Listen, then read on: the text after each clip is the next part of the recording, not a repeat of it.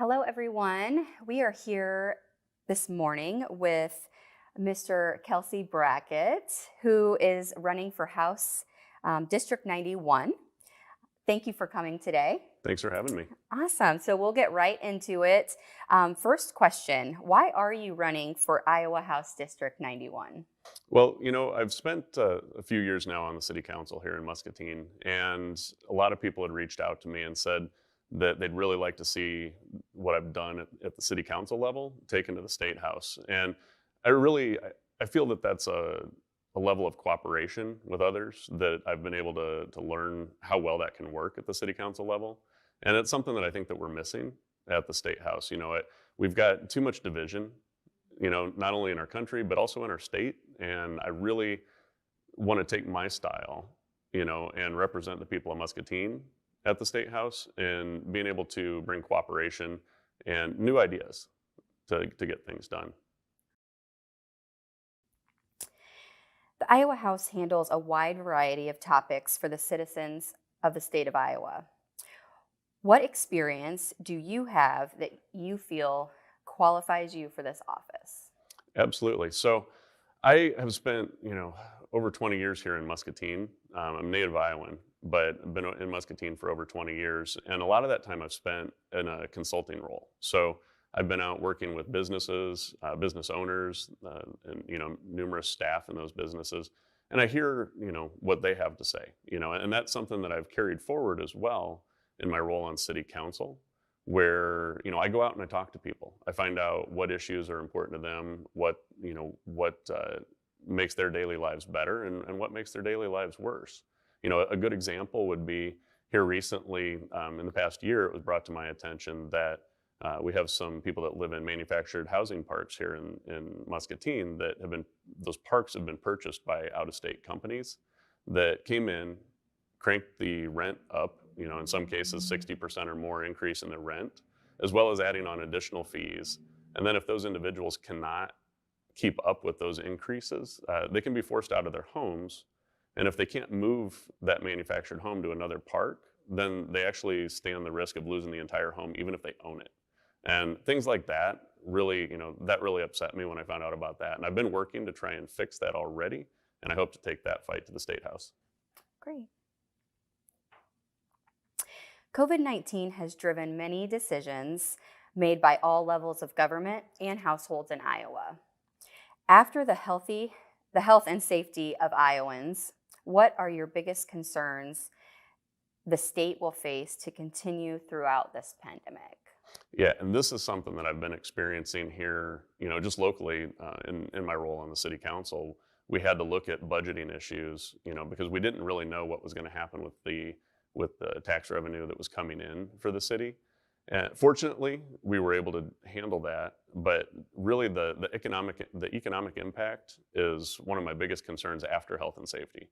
And I think that there are some programs in place that have been helping, but we need to get creative on that. We have businesses that are more impacted than others, things like movie theaters, restaurants, and other places that people are just at this point kind of afraid to go. And if we don't look at some stimulus package for them or other ways to really help them out, we may run the risk of losing a lot of locally owned businesses throughout the state, not just in Muscatine, but just right here in Muscatine. I've talked to business owners that are worried about what's going to happen because their income has dropped off because people are either afraid to go out or there's been restrictions in place. In your opinion, what is the number one issue facing Iowans at this time, and how would you address this issue? Well, at this time, we're still facing COVID and the issues that go along with that. So that really is right now one of the biggest issues we're facing because of the personal and the business impact that the state has through that. Beyond that, there's just so many issues right now. We need to look at our mental health coverage for folks in the state. We need to look at prescription drug prices, and as well as access to healthcare. These are things that that were there before COVID came along. And so once we have a handle on COVID, we can focus on a lot of other issues, but these are things that we need to deal with even while we're working through the COVID situation. It's just, that's a tough question because there's a lot of things that kind of fall at a similar level, I mean, honestly, and we have, um, we need to look at how this is also impacting our agriculture in the state, and as well as business development. So we need to keep an open mind and look at how new issues may have come up that we haven't even seen yet.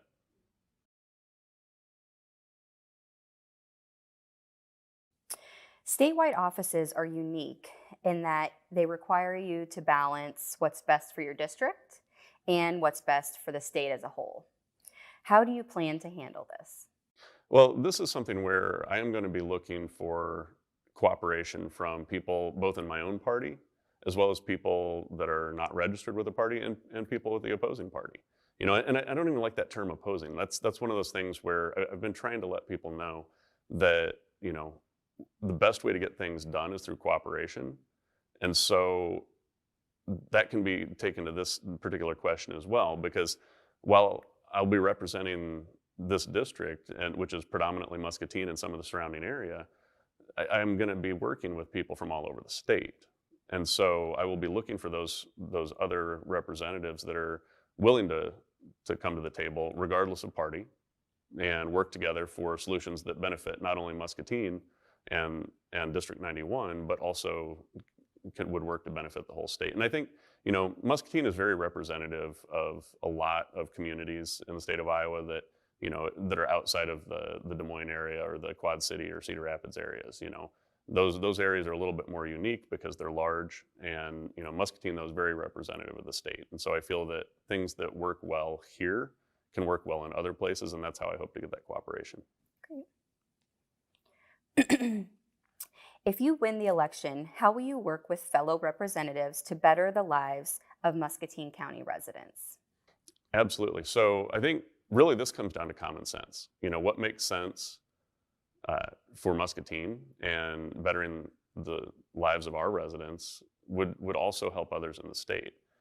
We've talked about mental health issues, as far as coverage here in the state for that, and this is something where, I've got some close, experience with this through some family members where they were in crisis, and finding a bed in the state, anywhere nearby was very difficult. They needed attention soon, and fortunately, in the case that I was dealing with, it didn't take too long. But I've also talked to others, just here in Muscatine, where they had family members that were in crisis, and they had a week, 2 week, 3 week long wait to be able to get a mental health bed, and that's not acceptable. And so, really, issues like that, impact the entire state, and they impact us here locally, and that's something that I think we can find cooperation on to deal with. The topic of mental health has been raised as one of the key issues facing Muscatine County. Please give us your perception of the current situation and what you would do if elected to address this issue at the state level.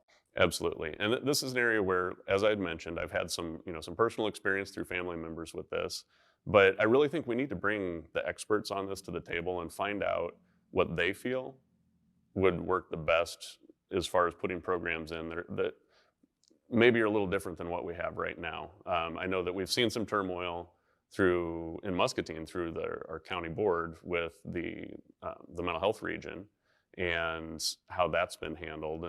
And I'm not saying that they did right or wrong on that. I'm saying there was a very difficult situation there as far as how that's financed and what it was doing to the tax dollars of Muscatine residents. And so, I think we need to maybe step back a little bit, make sure that that's, stable for the time being, but really do some research and bring in the experts as well as people that are impacted with this and find out what we can do to make that better. But that's something where, we need to do some work on it to get the right answer. Economic development in Iowa, and specifically Muscatine County, are also hot topics. How do you feel the state of Iowa can support economic growth and development in Muscatine County? So with economic growth, one of the things that, a lot of people look at would be different types of incentives, different tax breaks and things like that. And those definitely come into play. Um, you know, Another thing though that people might not expect out of me is that I would look at regulations that are holding back development. And as long as they make sense to remove, we look at removing those. I mean, there's definitely things that need to be in place to protect our environment and protect our workers and make sure that companies are behaving properly, essentially, for as far as the people of our state are concerned.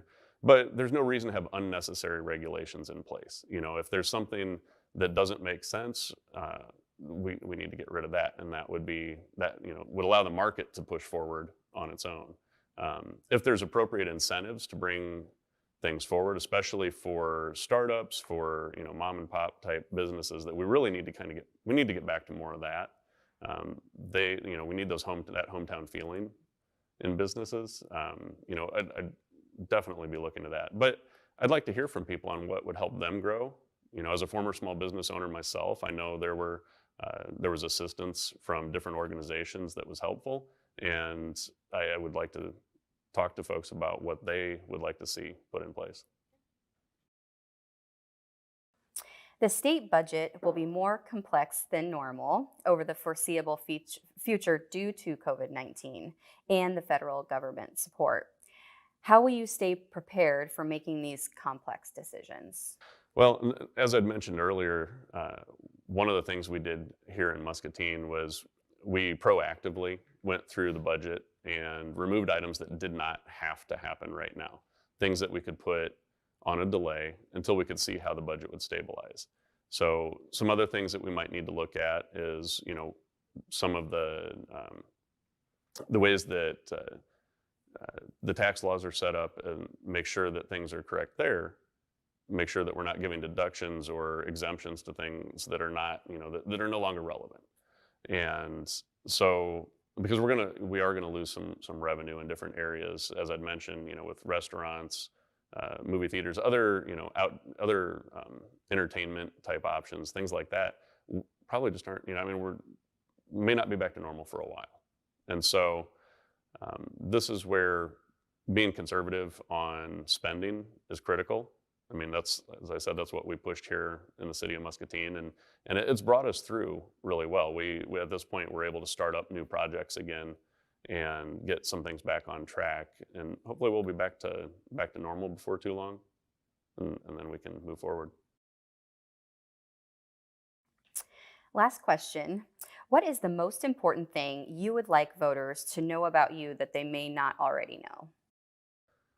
Oh boy, that's a great question. I'm a talker, so a lot of people that if they've ever met me, they know a lot of things about me. I think one of the things I'd like people to know is that I'm open to new ideas. I respect other people's thoughts and their beliefs, and I think that what really makes us special in this country is that we have this large variety of opinions and backgrounds and everything else, and that we can bring that together to make it better for all of us, and that really that really is what I believe. I think that the people that disagree with me on things are important in the conversation, because it forces me to look at things differently, and I value that.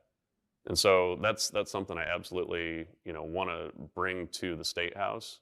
And I think that if anybody's ever watched a city council meeting here in Muscatine that there was a heated discussion at, they can see that, where those ideas going back and forth produces a better solution, and it's a valuable thing. If everybody agrees from the beginning, then you don't get anything new.